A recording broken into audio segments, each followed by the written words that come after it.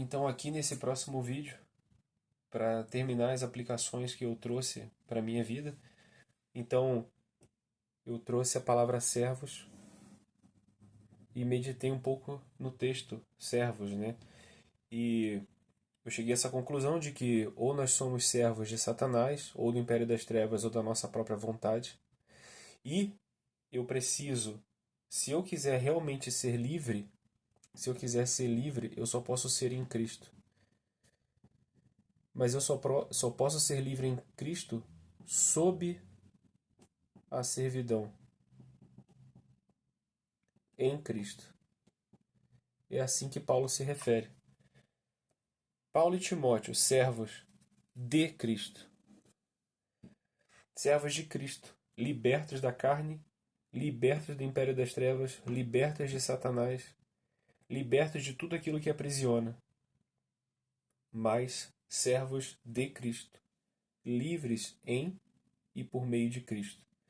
E essa liberdade, ela traz algumas coisas essa liberdade que é uma servidão em Cristo traz algumas coisas para a minha vida pessoalmente. Então, quando eu leio esse texto servos, eu primeiro, todos nós somos servos, todos nós, todos são servos, todos são servos. É o que eu separo para mim, seja do que eu já falei, né, das coisas que a gente pode ser escravos, todos nós somos servos, escravos, seja de Cristo, seja das trevas. E nós precisamos ser libertos. Quem quiser ser liberto vai ser escravo de Cristo. Quem quiser continuar escravo vai continuar escravo das suas próprias vontades. Então todos são escravos. De uma forma ou de outra, todos são escravos. O segundo, somos servos.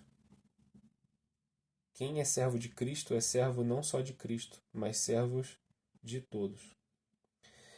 E aí essa segunda aplicação eu me recordo do texto que eu trago aqui em Marcos, no capítulo 10, dos versos de 35 a 45, que eu acredito que é um texto bem conhecido da maioria. E aí o texto vai dizer: o pedido de Tiago e João. Então se aproximaram dele Tiago e João, filhos de Zebedeu, dizendo-lhes: Mestre, queremos que nos concedas o que te vamos pedir. E ele perguntou: Que quereis que vos faça? Responderam-lhes: Permita-nos que na tua glória nos assentemos um à tua direita e outro à tua esquerda. Mas Jesus lhes disse: Não sabeis o que pedis. Podeis vós beber o cálice que eu bebo, ou receber o batismo com que sou batizado? Disseram-lhe: Podemos. Tornou-lhes Jesus: Bebeis o cálice que eu bebo, e recebereis o batismo com que sou batizado. Quanto, porém, ao sentar-se à minha direita e à minha esquerda, não compete concedê-lo, porque é para aqueles quem está preparado. Ouvindo isso, indignaram-se os 10 contra Tiago e João. Aí é que vem a parte. Mas Jesus, chamando-os para junto de si, disse-lhes: Sabeis que são considerados governadores dos povos, têm-nos sob seu domínio, e sobre eles os seus maiorais exercem autoridade. Mas entre vós não é assim. Pelo contrário, quem quiser tornar-se grande entre vós, será esse o que vos sirva, escravos. E quem quiser ser o primeiro entre vós, será servo de todos. Quem quiser ser o primeiro entre vós, será servo, escravo de todos. Pois o próprio Filho do Homem não veio para ser servido, mas para servir e dar sua vida em resgate por muitos. E nós vemos isso, Jesus, na última ceia, fazendo papel de escravo, quando ele lava os pés dos seus discípulos. E também Judas Iscariotes vende Jesus por 30 moedas de prata.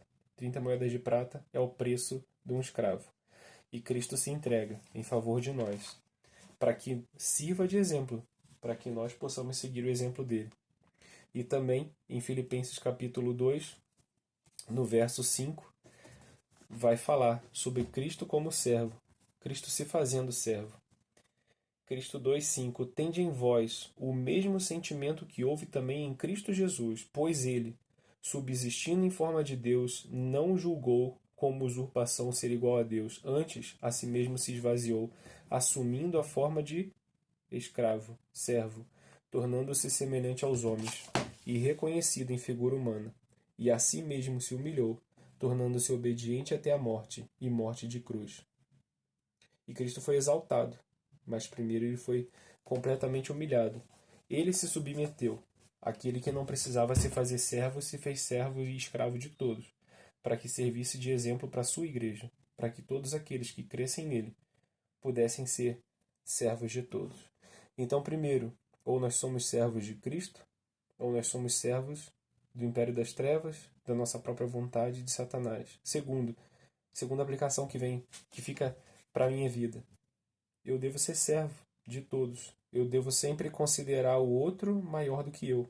Isso o próprio Senhor já falou, e em diversos textos nós temos isso, que devemos considerar os outros maiores do que nós mesmos. E aqui, ao longo dessa carta, a gente vai ver, eu li Filipenses 2,5, servos de todos. Vamos ver isso, eu vou ver isso mais à frente novamente, né? Quem me acompanhar vai ver também. E terceiro, eu sou servo de Deus, servo de todos.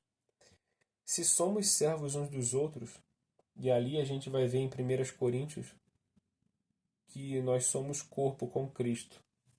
Ele é o cabeça. E 1 Coríntios capítulo 12, eu acho que eu falei verso 11, capítulo 11, mas é o capítulo 12. Ele vai dizer: porque assim como o corpo é um e tem muitos membros, e todos os membros, sendo muitos, constituem um só corpo, assim também com respeito a Cristo.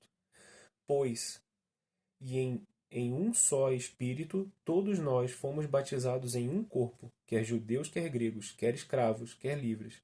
E a todos nós foi dado beber de um só Espírito, porque também o corpo não é um só membro, mas muitos. Se disser o pé, porque não sou mão, não sou do corpo, nem por isso deixe de ser corpo. E se o ouvido disser, porque não sou olho, não sou do corpo, nem por isso deixe de o ser. Se todo o corpo fosse olho, onde estaria o ouvido? Se todo fosse ouvido, onde o olfato? Mas Deus dispôs os membros, colocando cada um deles no corpo, como lhe aprouve. Se todos, porém, fossem um só membro, onde estaria o corpo? O certo é que há muitos membros, mas um só corpo. Se podem os olhos dizer à mão, não precisamos de ti, nem ainda a cabeça aos pés, não preciso de vós, pelo contrário. Os membros do corpo, que parecem ser mais fracos, são necessários, e os que nos parecem menos dignos no corpo, a estes damos muito mais honra.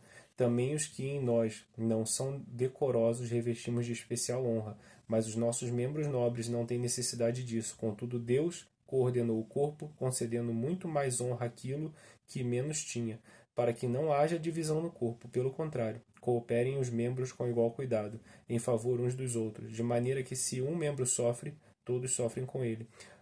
E se um deles é honrado, com eles todos se regozijam. Ora, vós sois corpos de Cristo, individualmente membros desse corpo. E aqui era o que eu queria dizer, né?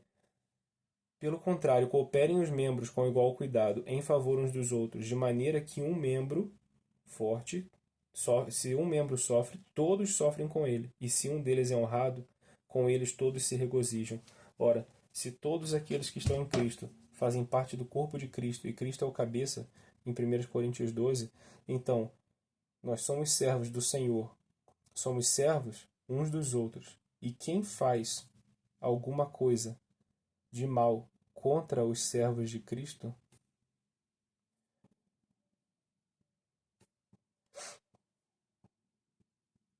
faz mal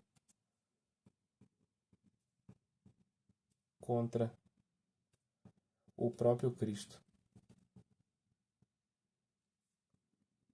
E aqui eu vou acrescentar Cristo Jesus, como Paulo chama, Cristo Jesus. Por que isso? Porque Paulo, outrora, era perseguidor da igreja. E quando Paulo está a caminho de Damasco, se vocês se recordam, Jesus aparece para ele no caminho e diz: Saulo, Saulo, por que me persegues?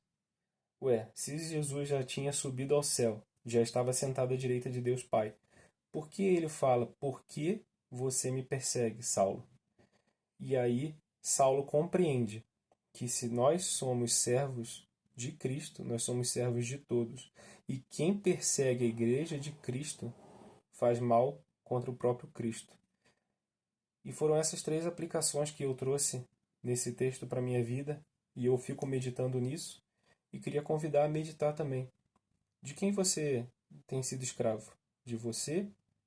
De Satanás? Do mundo? Da tecnologia? Da internet? Do telefone? Quanto tempo você consegue ficar sem teu celular? Quanto tempo você consegue ficar sem comer? Quanto tempo você consegue ficar sem ir à igreja, sem sentir falta da casa do Senhor? De quem você é servo? De você ou de Cristo? Servos de todos. Quando foi a última vez que você se dispôs a ajudar e servir alguém? E terceiro,